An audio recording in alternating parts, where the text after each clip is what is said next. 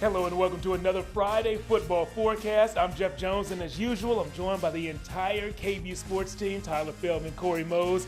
And guys, we have made it through the bye week. It's time for the Longhorns to get back on the game field against another Big 12 opponent, and it's a new Big 12 opponent. Houston is on the schedule next. The last time we saw the Horns, it was that 4-point loss to Oklahoma. And Tyler, the team tells us that loss put a bad taste in their mouths. Oh, did it ever? And Jeff, I love what Steve Sarkisian said Thursday after practice.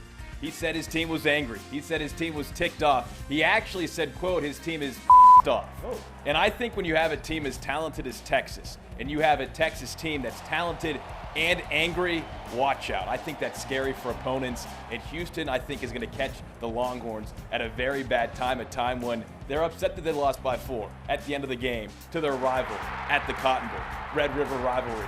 I think that Texas comes back and Houston has to deal with all the smoke that the Longhorns will be bringing to Houston, a matchup that we haven't seen Houston and Texas since 2001. All the smoke, so the Cougars are going to get a Texas team that is really bleeping good.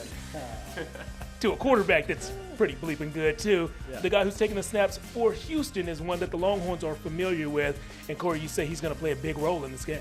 Yeah, Donovan Smith, someone that Texas actually went against last year. He was playing in black, red, and white, except not at UH, at Texas Tech. And if y'all remember, they were the Texas Tech team that beat UT last year after multiple fourth down conversions. Donovan Smith was able to use his legs a lot. And that's why I feel like this was going to be a big test for UT after the game against Oklahoma, because after the game in Red River, the discussion was, can they contain the quarterback after Dylan Gabriel ran over for 100 yards for them? And Coach Sark talked about the pass rush lanes and how they weren't able to keep Dylan Gabriel in the pocket.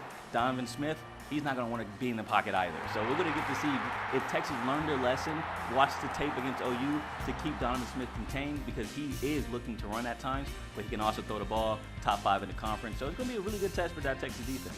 Yeah, dual threat quarterbacks are always tough to contain for any defense, and we've seen them burn Texas before. We've seen this quarterback burn Texas before. I'm going to give you a little defensive prediction since we're talking about the Longhorns D. David Benda and Ethan Burke, the two players who made some pretty big mistakes on that Oklahoma game-winning play 2 weeks ago, I think they're having big games at Houston on Saturday. So that's a little detailed prediction from me. Now I want to know detailed predictions from you guys. Who's going to win this game and what will the score be? Tyler, we'll start with you.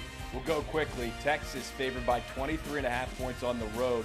That's the largest Big 12 road favorite for Texas in 7 years. So I like Texas to win big. I think they're winning 50-17. I don't even think it's close.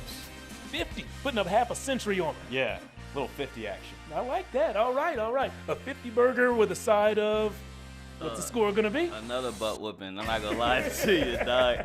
Well, it's a get-right game for Texas, right? You lose to OU, how are they going to respond after the bye week? And to be honest, my dad actually called me earlier this week, and he said if I don't say at least 48 points for Texas, then I'm capping. So 48 points for Texas. Dad, you heard me. And I'll say UH scores 14. All right. I had a score in mind, but now I feel like it's a little close because of what y'all said. All right, you know what? I'm going to stick to my guns here. I'm going to say Texas wins this one 34-17. I do think that we're going to see some good defensive performances, but maybe a couple of late touchdowns make that score seem a little closer than the game ever feels. That's what we believe is going to happen. Feel free to reach out to us on social media. Let us know what you think is going to happen. And, of course, follow along with our updates from Houston on the game.